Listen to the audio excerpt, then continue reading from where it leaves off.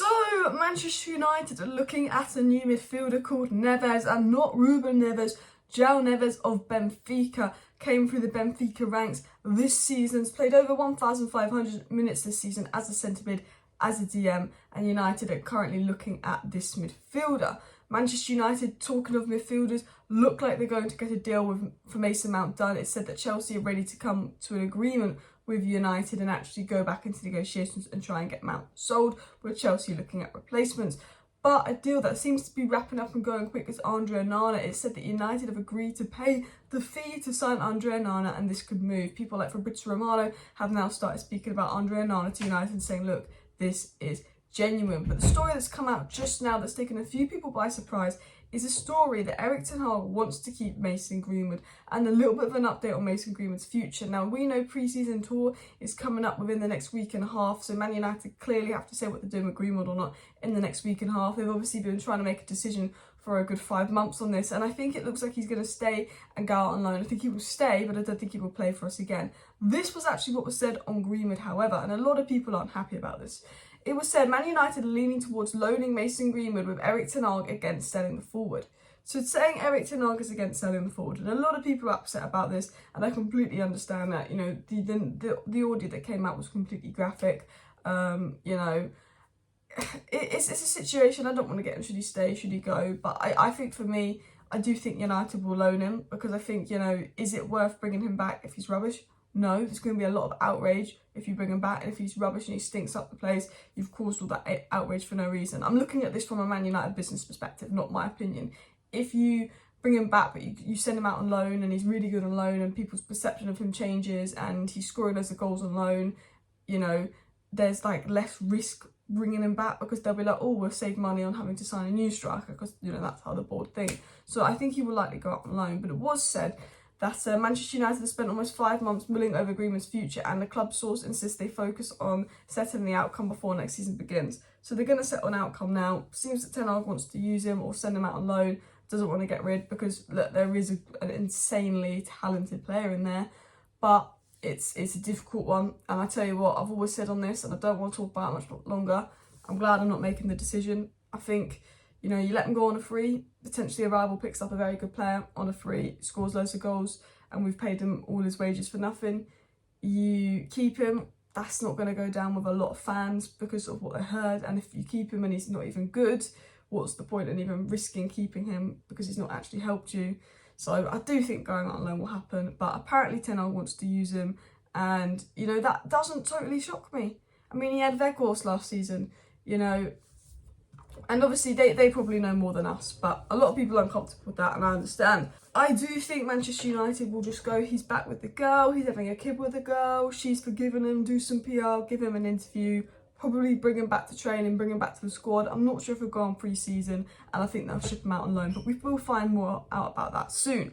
Now, talking about transfers, talking about a more interesting topic, Andre Onana to United. It's very obvious, especially with that De Gea cryptic tweet yesterday. De Gea wants to go.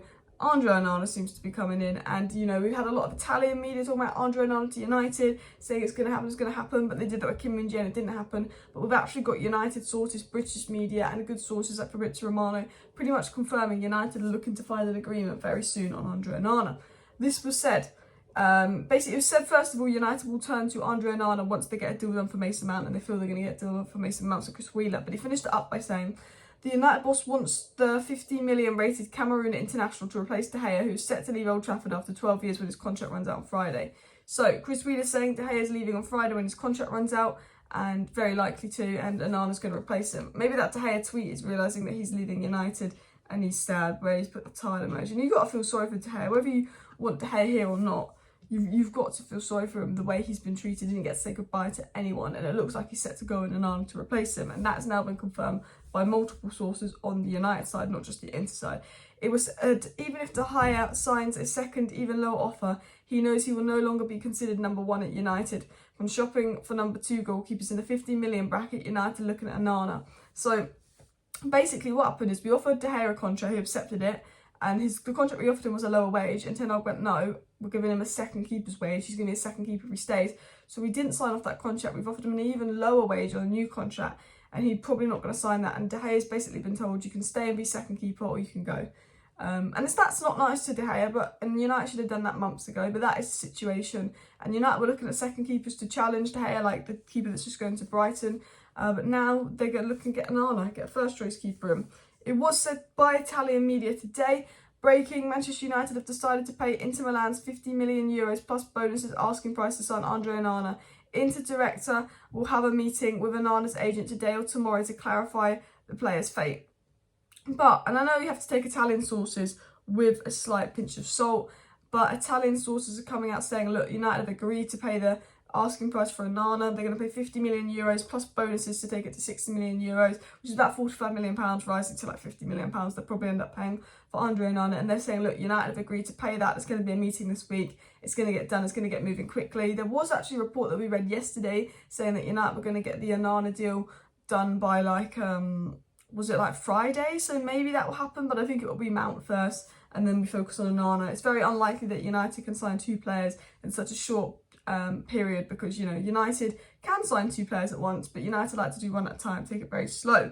It was also said on Onana by Romano. Romano spoke about the situation. He said Manchester United's interest in Andre Onana is very concrete. Let's see if they will bid in the next days. Contacts are taking place. United are serious about Onana. The good thing about this is, like, Romano said, look, United is serious about Onana. This interest is genuine. They have had talks with Onana. Contact has taken place. He is a genuine United target. United genuinely want to sign Onana. We've had Portuguese media telling us that United want to sign Diogo Costa. Now, I've talked to Diogo Costa, but Romano said United are interested in Diogo Costa, but not had talks. Romano is confirming the Italian news because we know that Italian and Portuguese news and a lot of the foreign news outlets like to use United's name for clicks. United, you know, Romano is just confirming that actually, no, this is true. United have had talks with Onana. We'll see if they're going to put in a bid, but the feeling is United are going to put in a bid. They do want Onana. Like, this rumour, this news is genuine. So I think Onana to United is something that will heat up, and I just hope that it's done before the pre-season tour. You know, that would be really nice. If we could get Onana and Mount in before pre-season tour, get Højlund in, get that Neves other midfielder in, and maybe get a centre-back in, that's, you know, a decentish window. Not my ideal window, no Caicedo, no Frankie de Jong. Frankie de Jong, I know. But things could move. Now, what could be moving very soon, though, is Mason Mount to United. The feeling is that Chelsea are going to agree to sell Mason Mount because this was said by The Guardian. Chelsea are likely to make a compromise with United and sell Mount. The Guardian is saying Chelsea might compromise on this and sell Mount. Mount is pushing for the move. He's got 1 year left on his contract. They want 65 million. United bid 55 million. The feeling is Chelsea might compromise and sell Mount. I mean, look, Chelsea get 55 million for Mount. That is an unbelievable amount for a player that's told you he will walk for free if you don't sell him. You know, you're just doing, oh, it's United, let's see if I can get 10 million more. It's an absolute joke. Anyway, it was also said on the Mason Mount situation, United had their third offer rejected last week as Chelsea set an asking price of £65 million for Mason Mount.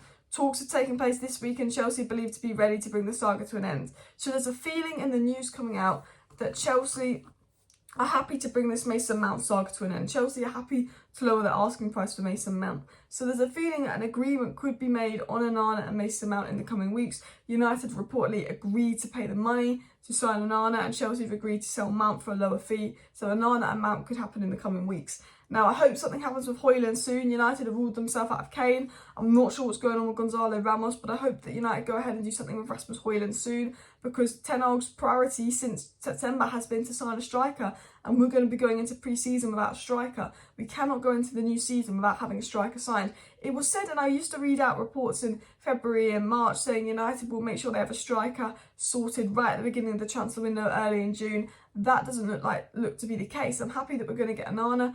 I like Mason Mount, but for me, I would have preferred to invest the budget in someone like Barella, someone like Caicedo, someone like De Jong if he was actually available. But Ten Hag wants Mason Mount, and it looks like Ten Hag's going to get targets Onana and Mason Mount. Hopefully Ten Hag gets Højlund in, and hopefully United do have a business because Højlund, Mason Mount and Onana isn't an awful window, but you need to bring in at least another midfielder on top of that to make it a 7 out of 10 window. And if you want to make it a 9, 10 out of 10 window, you'd have another striker and another centre-back. But I don't think United have the budget for that, so we'll have to wait and see what happens. Anyway, it's been said by lots of journalists, Mason Mount talks will happen this week and Onana talks are happening. So make sure you subscribe because I will be giving an update on all the transfer news. We'll probably get some more news coming in on Joao Neves, and I've got some interesting takeover news that I've been told, but I'm waiting for some confirmation on that. So there could be an interesting live stream tonight about 6:30, 7 p.m. talking about the takeover. So thank you for watching. See you then. Bye.